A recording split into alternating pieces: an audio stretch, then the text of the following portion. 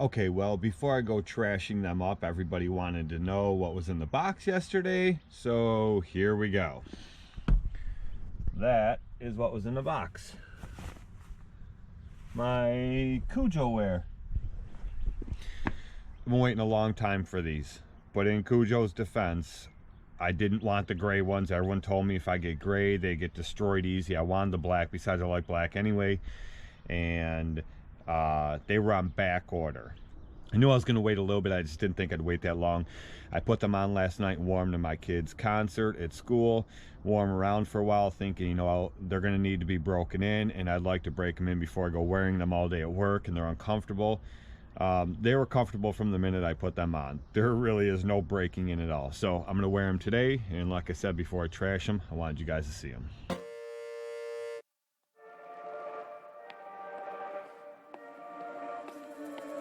Looks like we've come to the end of the road. There's no point in running away now. I'd rather sleep until the storm is gone.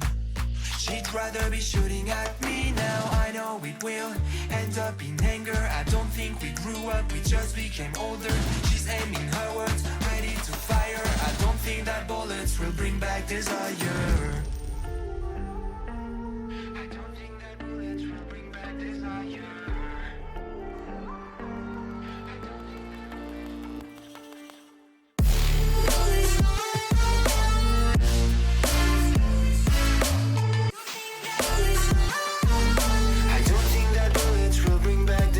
Okay, I just did this whole property here, the whole thing all the way over in the back behind the house, and then this whole property here all the way over, all the way back there. I've showed you guys these properties before. They were both extremely wet, and I walked the whole thing, both of them, to trim them out, and my feet are still dry. And these Kujos are extremely comfortable. I'll tell you what, I'm loving these things. Loving them. They're freaking nice. I really like the color, the black and the green like that. And I think I might get a second pair just to wear for good, because I really like them. I like the way they look. I know this sounds goofy, but it is what it is. So real quick, we're going to talk about, I'm going to make it fast. We're going to talk about these mowers in wet conditions. It seems to be the common thing lately because everybody's getting flooding, except for a select few states are having droughts right now.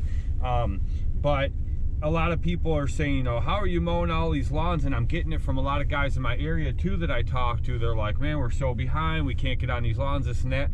Listen, there's 2 years ago, we had major issues with rain around here in the spring, 2017. It wasn't as bad as this year, but then we had issues with the lake and everything else, and the lakes were flooding out, and they're flooding people's docks, homes, everything else, and they listed all the counties along Lake Ontario, and it was state of emergency. Well, right now, they're currently 19 inches higher than they were in 2017, the water levels. So it's even worse. And then this insane rain, there are still lawns that I can't get on. And there's parts of lawns that I can't get on, but the majority of mine are all done, and I understand that huge mowers with big 61-inch decks, 72-inch decks are productive as hell. I get it, I do, and I know they definitely have their place. But what I don't understand is, like, I see guys drive around with 4 ZKs with 61-inch decks on their trailers, and that's all they got. And it's clear why they can't get on these lawns. I mean, there is, from my Stander X Sport to a ZK, there's a little over 300-pound difference between those two mowers, okay?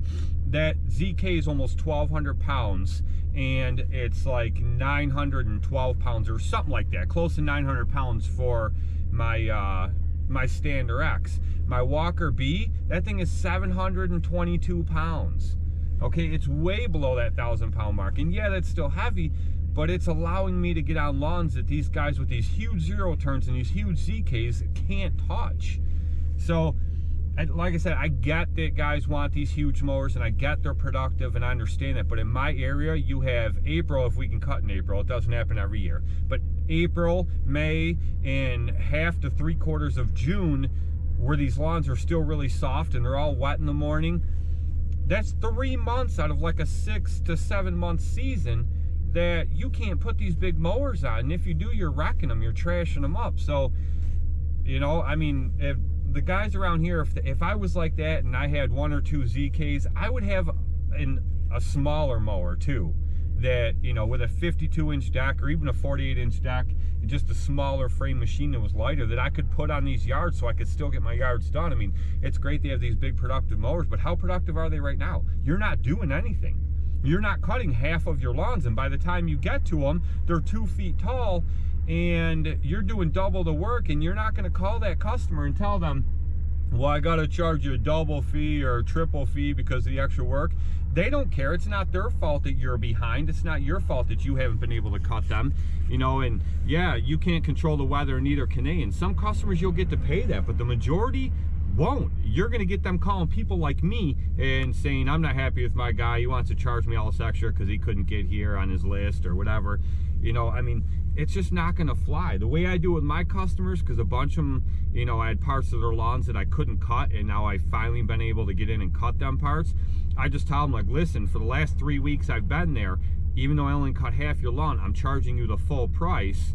And this week that I was able to get in and knock down that part I haven't been able to touch, the other half, and I had to cut it, sometimes double cut it, and then bag it, you know, you're still going to get charged the same weekly rate. So it all evens out. And I tell them, like, you can either have it that way, or, you know, I try telling them just that, or I'm gonna have to charge you double or even triple for the extra work I did here. We can either do it that way, or I could just keep it the same every single week, and it just evens itself out. And they're much happier hearing that.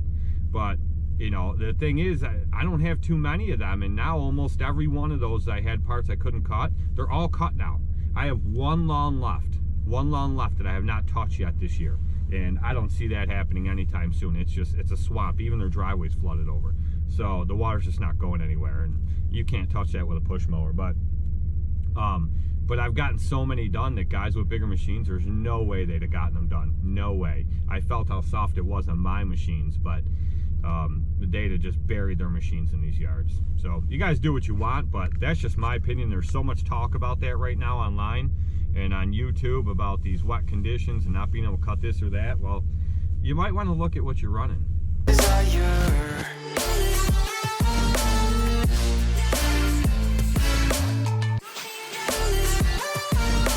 don't think that bullets will bring back desire.